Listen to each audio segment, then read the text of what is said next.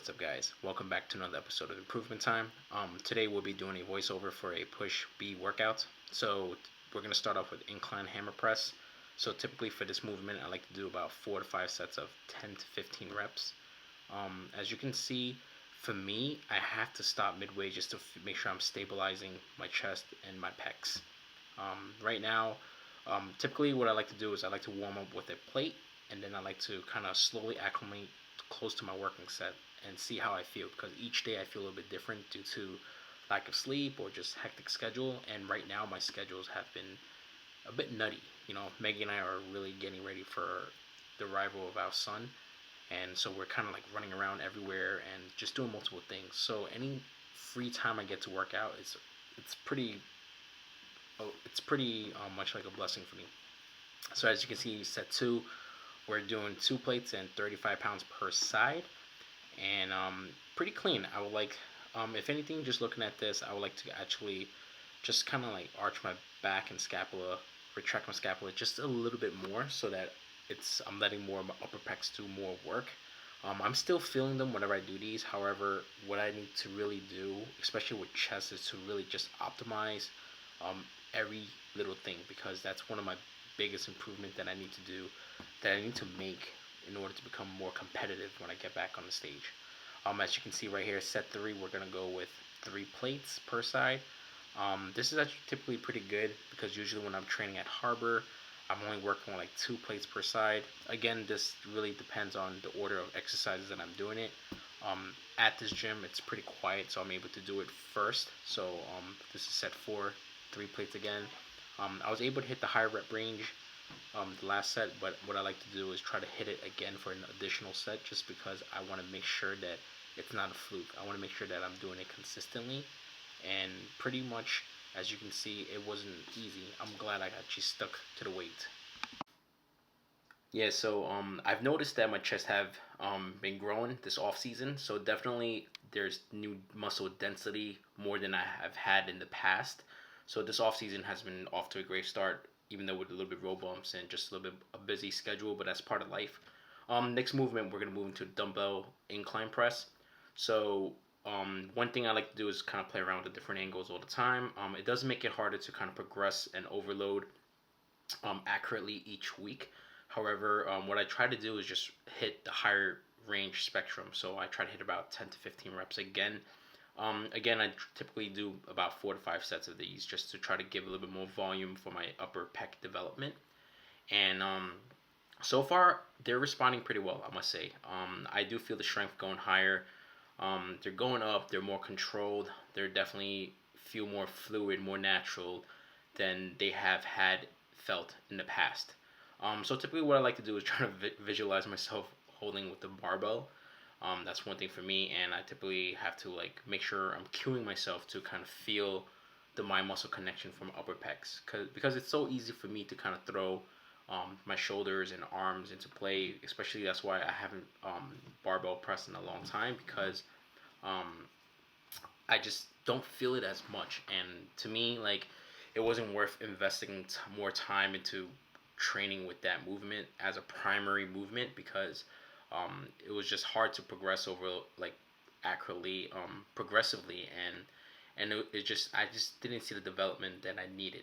But this off season I have seen a lot, and I would like to keep these into rotation to continue building my chest, because that's something I really have to work on. And as you can see, this is like the 3rd set right now, and we're still working with heavier weights.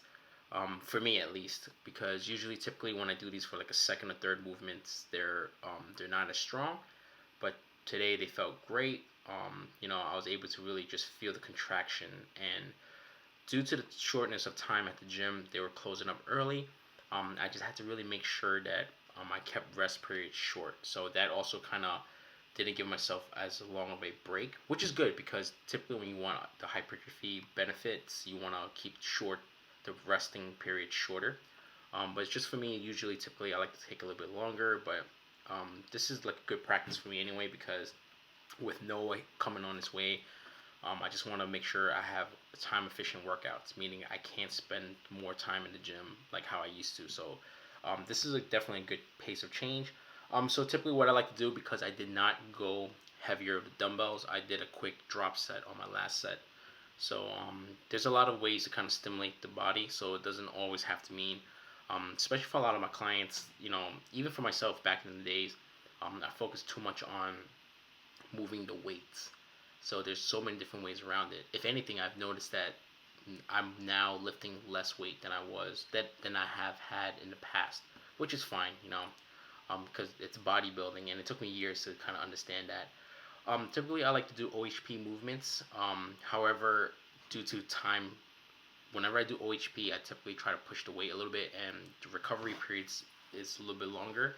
And I did not have that time today, so I opted out for dumbbell shoulder presses.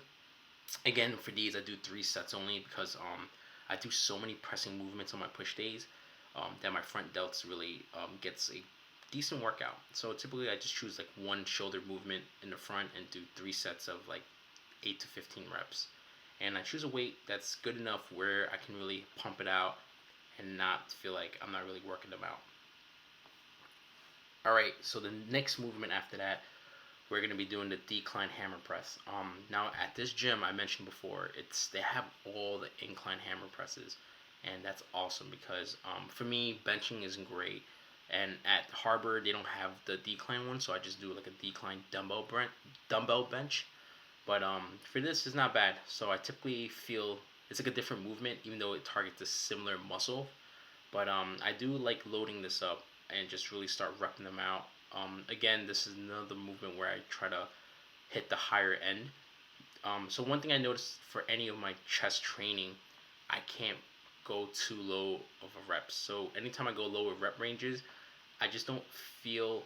I do feel the benefits while I'm at the gym, but I don't see the results as well as adding higher frequency. So typically, I feel the pump.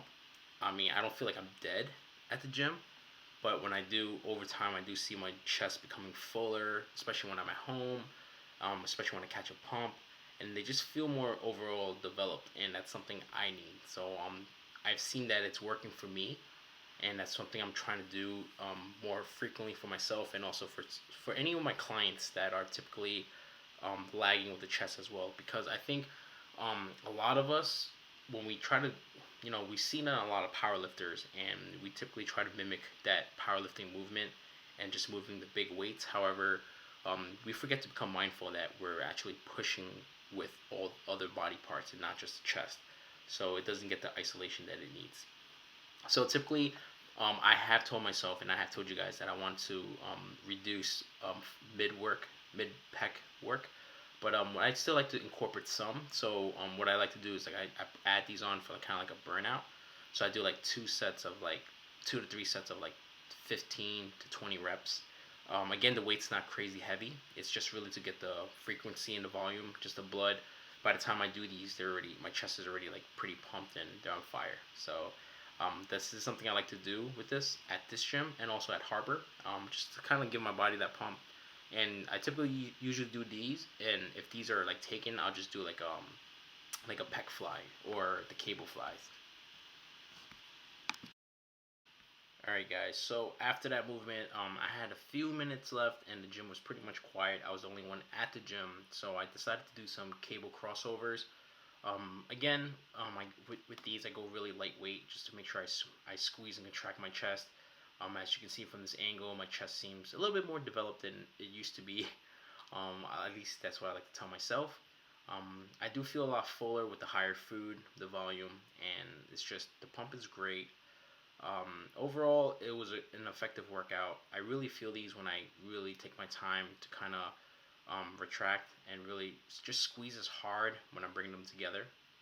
So one of the tips that somebody has told me, Vivian, when I did my pro show, was to, whenever I hit the most muscular pose, just kind of visualize myself doing these. So what I try to do every rep now, whenever I'm doing these, you see me, if you're at the gym, you'll see me do these with like my eyes closed. So typically I like to visualize myself kind of hitting that most muscular pose, just to kind of like, practice. So, this is also one of my weaker muscular pose. So I would like to hopefully bring up my arms, my shoulders, my chest, and my traps, just to kind of make it look more decent compared to my hands and hip movement. My hands on hip pose. I'm sorry.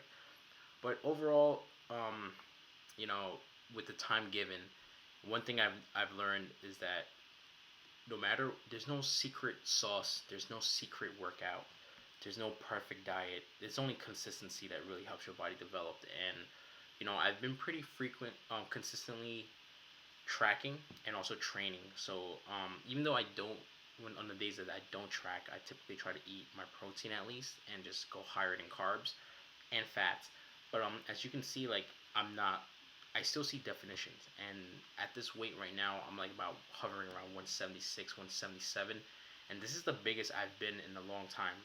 The last time during my off season, I was the highest peak was at 173 pounds, and that was pretty low. You know, I thought I came in great. I kept most of my size, and I told myself if I could put on more density and just really retain the size, I'll come in bigger. And of course, that's always going to be the goal. The goal is always to come in more conditioned, come in harder, come in bigger, more muscular. But here we are finishing up with some tricep push downs. I do love the push downs. I haven't done the overhead press anymore because I feel again I've been focusing more of like a Doug Miller style training arms, just heavy stack.